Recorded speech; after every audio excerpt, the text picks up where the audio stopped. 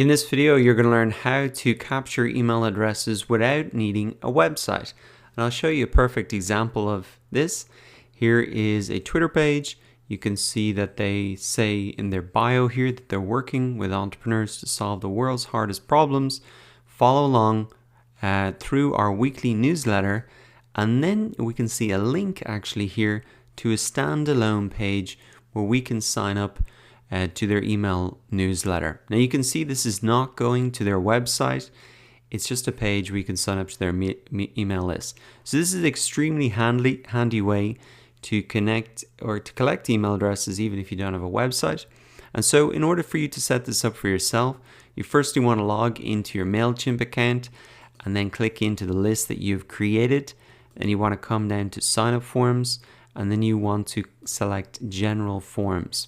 Now it's in here that you can design your own standalone page like this. You can see here that they have edited the list name. So if you want to do that, you'd need to go back to the list and edit it there. But then in here, what you can also do is add or remove any fields. So let's say I didn't need to collect their phone number. I could remove that and then click delete and that will be removed.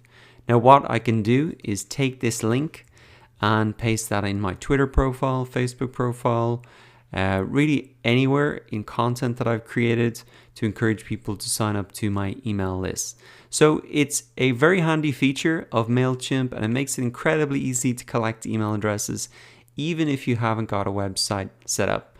So go ahead and check it out for yourself. Once again, you want to come into your lists. Then you want to come into sign up forms, and to do this you want to look at the general form and you can edit it in there.